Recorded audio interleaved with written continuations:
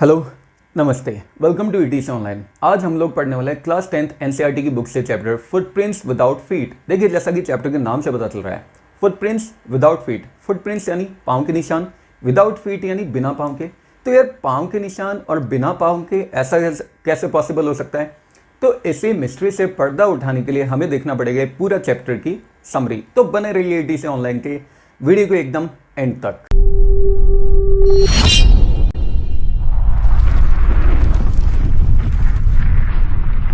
तो चलिए chapter start करते हैं। सो स्टोरी की स्टार्टिंग होती है जिसमें हमें दो बॉयज दिखाई देते हैं लंदन की स्ट्रीट्स में, और वो दोनों बॉयज अभी अभी ताज़ा अपीयर हुए पाँव के निशान की तरफ देख रहे होते हैं। ये पाँव के निशान वास्तव में कीचड़ से भरे हुए होते हैं। अब ये दोनों बॉयज सरप्राइज इसलिए होते हैं क्योंकि पाँव के निशान दिखाई देते हैं, लेकिन किसके पाँव के निशान थे ये कहीं दिखाई नहीं देता।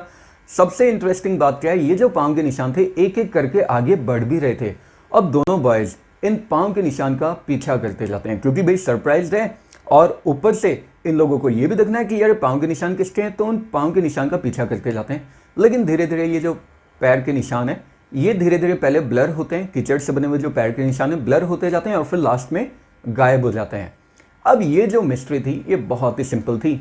ये पाँव के निशान थे एक साइंटिस्ट के जिसका नाम था ग्रिफिन।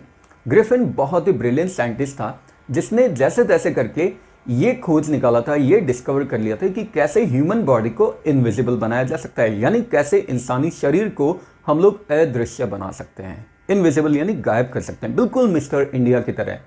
डिफरेंस इतना था, मिस्टर इंडिया में उसके पास एक घड़ी होती है जिसका बटन दबाते ही वो गायब हो जाता है। यहाँ पे उसने कुछ ड्रग्स यानी कुछ दवाइयों को स्वेलो कर लिया था, निगल लिया था, और लास्ट में अब उसकी बॉडी इनविजिबल हो गई थी। ध्यान रखिए, बॉडी इनविजिबल हुई थी सिर्फ, लेकिन अभी भी उसकी बॉडी पूरी सॉलिड थी जैसी हमारी होती है। अब जो ग्रिफिन था वो अपने लैंडलॉर्ड को यानी अपने मकान मालिक को बिल्कुल पसंद नहीं करता था, हमेशा उनकी लड़ाई होती रहती थी। इसलिए ग्रिफिन ने क्या किया, गायब होने के बाद में अपने लैंडलॉर्ड के यानी अपने मकान मालिक के घर को उसने आग लगा दी, और वहां से बच के भी भागना था। तो बिना देखे बच के भागने के लिए अब ग्रिफिन ने क्या किया, अपने सारे कपड़े उतार दिए, और इस तरीके से वो एक इनविजिबल मैन तो बन गया था, लेकिन जिसके पास घर भी नहीं था और जिसके पास कपड़े भी नहीं थे, क्योंकि उसे इनविजिबल होने के लिए अपने शरीर पे सारे कपड़े उतारने पड़ते थे।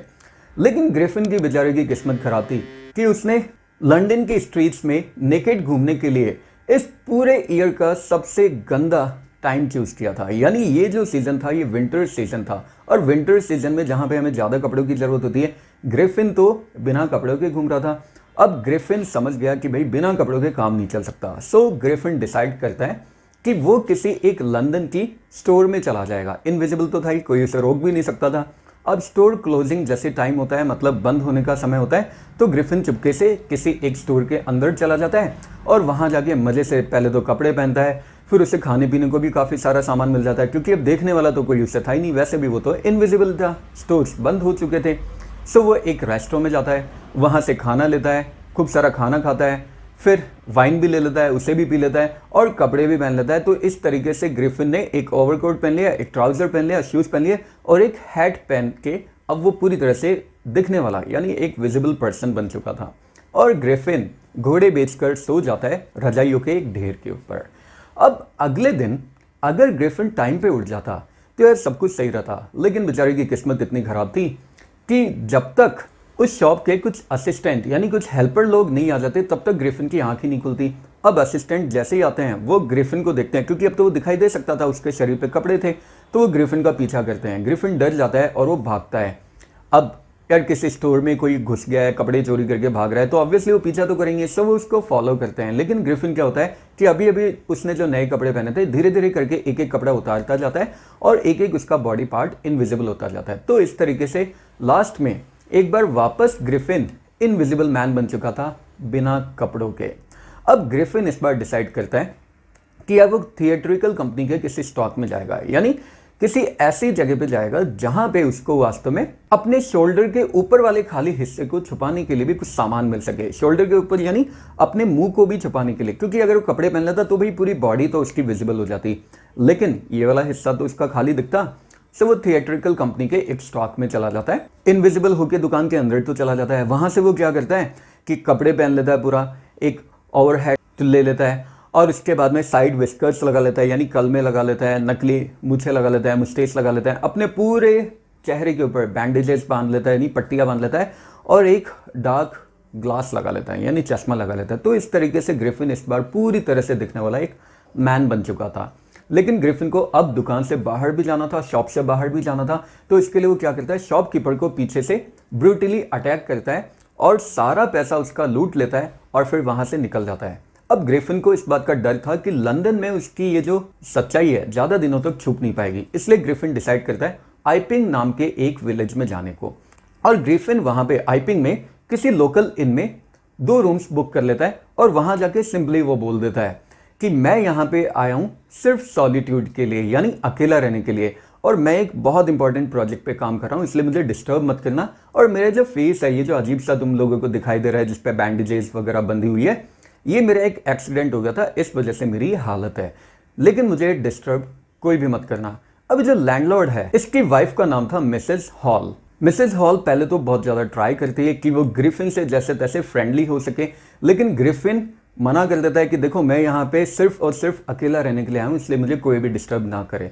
तो जो मिसेस हॉल है वो समझ जाती है कि यार मेरा जो गेस्ट है ये एक एसेंट्रिक साइंटिस्ट है, यानी एक सन की साइंटिस्ट है, और वैसे भी उसको तो पूरे पैसे मिल ही चुके थे, इसलिए वो उसके नखरे सहन करने के लिए तैयार हो जाती है।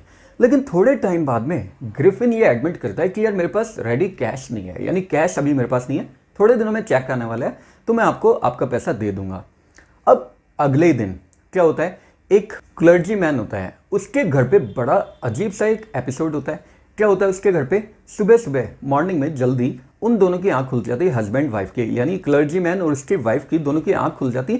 नीचे स्टडी रूम में कुछ शोर शराबा हो रहा था, किसी तरह की आवाज आ रही थी, तो दोनों नीचे जाते हैं। जो क्लर्जी मैन होता है अपने हाथ में एक पोकर पकड़ लेता है, यानी एक लोहे की रॉड पकड़ लेता है, और नीचे जाता है, धड़ाम से दरवाजा खुलता है और बोलता है सरेंडर कर दो।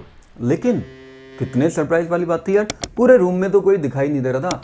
क्लर्जी मैन और उसकी वाइफ सब जगह देखते हैं, चिमनी में देखते हैं, बेड के नीचे देखते हैं, डेस्क के आगे पीछे सब जगह देखते हैं, लेकिन कोई भी दिखाई नहीं देता। सबसे अजीब बात क्या थी, स्टडी रूम में जो पैसे रखे हुए थे वो भी गायब थे। अब बेचारा क्लर्जी मैन पूरे दिन भर बस यही ढोल पीटता रहता है, इसी बात को बोलता रहता है कि यार कितना अजीब सा एपिसोड था, कोई भी दिखाई नहीं दिया, फिर भी किसने मेरा पैसा चुरा लिया। लेकिन ये जो एपिसोड था ये इतना भी अजीब नहीं था जितना उस दिन थोड़े टाइम बाद में मिसेस हॉल के फर्नीचर के साथ हुआ। हाँ, मिसेस हॉल के फर्नीचर के साथ क्या हुआ भाई, मिसेस हॉल और उसका जो हस्बैंड है ये दोनों भी उस मॉर्निंग में जल्दी उठ गए थे, और जल्दी उठ के ये क्या देखते हैं कि जो साइंटिस्ट है इसका दरवाजा खुला हुआ है, इसके रूम का दरवाजा खुला हुआ है। जनरली ऐसा होता था कि साइंटिस्ट के रूम का दरवाजा हमेशा बंद होता था, और अगर कोई भी उधर चला जाता था तो उसे देखकर साइंटिस्ट बहुत ज़्यादा गुस्सा हो जाता था। अब मिसेस हॉल जनरली जानते ही हो औरतों की आदत कैसी होती है, ताका झाकी करने की। सो मिसेस हॉल इस अपॉर्चुनिटी को खोना नहीं चाहती थी। वो समझ जाती है कि यार आज मेरे पास मौका है देखने का कि ये साइंटिस्ट कौन है, कहाँ से आया है, रूम में ऐसा क्या करता है। सो मिसेस हॉल अपने हस्बैंड के साथ में जाती है, साइंटिस्ट के रूम के अंदर सबसे पहले झांक के देखती है, लेकिन उसे कोई दिखाई नहीं देता। सो वो अंदर जाके इन्वेस्टिगेट करने का डिसीजन लेती है। अब वो अंदर जाती है तो ये देखकर सरप्राइज हो जाती है कि जो कपड़े वो पहनता था हमेशा ग्रिफिन, और जो बैंडेजेस वो लगाया करता था, वो सब तो रूम में इधर उधर फैली हुई पड़ी है। फिर वो बेड के पास जाती है और देखती है कि जो बेड है वो भी ठंडा पड़ा हुआ है। ठंडा पड़ा हुआ है इसका मतलब ग्रिफिन को उठे हुए, यानी साइंटिस्ट को उठे हुए काफ़ी टाइम हो चुका है। अदरवाइज अभी अभी अगर वो उठता तो बेड तो गर्म होता, जैसा हम सब लोग जानते हैं। अब थोड़ी देर बाद ये जो मिसेस हॉल होती है, इनके कान के पास में किसी के सांस लेने की आवाज़ सुनाई देती है, स्निफ की आवाज़ सुनाई देती है। अब उसके बाद मिसेस हॉल जैसी थोड़ा सा सरप्राइज होती है, वो क्या देखती है, सामने जो बेड होता है, बेड पोस्ट के ऊपर एक हैट पड़ी हुई होती है। वो हैट सीधा उनके चेहरे के ऊपर आके अटैक कर देती है। मिसेस हॉल अभी संभल भी नहीं पाती, सामने की तरफ जो चेयर होती है वो अपने चारों लेग्स सीधा करके, यानी चेयर के जो 4 लेग्स होते हैं उनको सीधा करके और मिसेस हॉल की तरफ आ जाती है अटैक करने के लिए। अब मिसेस हॉल घबरा के उस रूम से बाहर निकलने को घूमती है, इतने में वो जो चेयर होती है, extra ordinary chair, Mrs hall को धक्का दे देती है। मिसेस हॉल को तो लगभग दौरा ही पड़ चुका था हिस्टेरिया का। अब मिसेस हॉल पूरे दिन भर रोती रहती है कि देखो इस चेयर ने मुझ पे अटैक किया, मेरी मदर इस चेयर के ऊपर बैठा करती थी, ये तो हमारी घर की चेयर थी भाई, फैमिली चेयर थी, और इसी ने आज मुझ पे अटैक किया, पता नहीं क्या हो गया मेरी चेयर को, ये मुझसे नाराज़ हो गई। अब आसपास के जितने भी जो नेबर्स होते हैं ये सब लोग समझ जाते हैं कि भाई ये कोई जादू टोना था या किसी तरह का भूत प्रेत का चक्कर था। लेकिन ये भूत प्रेत का चक्कर था या जादू टोना था ये बात तो पता नहीं, लेकिन सब लोगों को शक होने लग जाता है अब ग्रिफिन के ऊपर, क्योंकि एक तो इतना अजीब सा दिखता था, किसी से मिलता जुलता भी नहीं था, और सबसे ज़्यादा उनका शक मजबूत कब हो जाता है, ग्रिफिन ने अभी तो मना किया मेरे पास पैसा नहीं है, और आज ही क्लर्जी मैन के घर पे चोरी हुई और आज ही ग्रिफिन पैसा लेकर आ जाता है और मिसेस हॉल को दे देता है।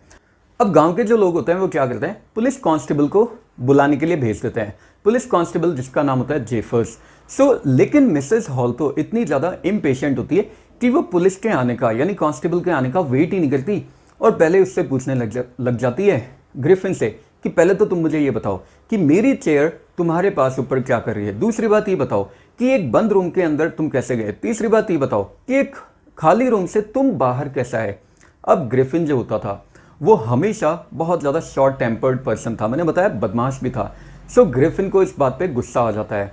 इसी समय पे कांस्टेबल भी आ जाता है। अब ग्रिफिन बोलता है अच्छा तुम नहीं जानती कि मैं कौन हूँ और मैं क्या हूँ, रुको अभी बताता हूँ। ग्रिफिन क्या करता है, धीरे धीरे करके अपना एक एक कपड़ा उतारने लग जाता है और सब लोग देखते हैं कि जैसे जैसे ग्रिफिन अपना अपना एक एक कपड़ा उतारता जा रहा है वैसे वैसे वो इनविजिबल बनता जा रहा है, यानी वैसे वैसे वो गायब होता जा रहा है। अब जो जेफर्स होता है यानी जो कांस्टेबल था, पुलिस कांस्टेबल, ये बहुत ज़्यादा ड्यूटीफुल मैन था, यानी कर्तव्य परायण पर्सन था। अगर किसी मजिस्ट्रेट ने ऑर्डर दे दिया कि किसी पर्सन को अरेस्ट करना है तो वो अरेस्ट होगा ही होगा, चाहे उसके सर हो या ना हो। तो अब जो ग्रिफिन है उसने सबसे पहले अपनी बैंडेजेस हटा दिए, साइड विस्कर्स हटा दिए, ग्लासेस हटा दिए, हैट हटा दिया, मुस्टैच हटा दी, तो मतलब अब वो एक हेडलेस पर्सन बन चुका था। अब जेफर्स क्या करता है, उसे पकड़ने के लिए जाता है ग्रिफिन को, उसका हाथ पकड़ता है, दोनों में धक्का मुक्की हो जाती है। लेकिन जो ग्रिफिन होता है वो धीरे धीरे करके अपना एक एक कपड़ा उतारता जाता है और धीरे धीरे करके उसका एक एक बॉडी पार्ट गायब होता जाता है। लेकिन फिर भी जो जेफर्स है वो बहुत बहादुरी के साथ उसके साथ अभी भी लड़ रहा होता है ग्रिफिन के साथ। अब ग्रिफिन लास्ट में क्या करता है, सब लोग देखते हैं कि एक शर्ट हवा में उड़ती है और उसके बाद जो साइंटिस्ट है पूरी तरह से इनविजिबल हो जाता है। अब लोग जो होते हैं जो जेफर्स की हेल्प कर रहे थे, पुलिस कांस्टेबल की हेल्प कर रहे थे ग्रिफिन को पकड़ने में, अचानक वो देखते हैं कि कहीं से घूसे आ रहे हैं, कहीं से लात आ रही है, कहीं से मुक्के आ रहे हैं और लोग उनसे पिटते जा रहे हैं। अब जो पुलिस कांस्टेबल है लास्ट में इसको घूसों से मार मार के पीट के बेहोश कर दिया जाता है। पता नहीं कहाँ से ये मुक्के पड़ रहे थे उसे, और सब लोग चिल्ला रहे होते हैं अरे अरे उसे पकड़ो पकड़ो उसे। लेकिन ग्रिफिन ने अपने आप को फ्री करवा लिया था, दोबारा आज़ाद करवा लिया था। सब लोग बोलते हैं अरे अरे उसे पकड़ो, लेकिन ये कहना आसान था करने से, क्योंकि अब कोई भी नहीं जानता था कि ग्रिफिन को कहाँ से पकड़ना है, ग्रिफिन अब कहाँ पे है। तो इसी के साथ ये इंटरेस्टिंग स्टोरी भी एंड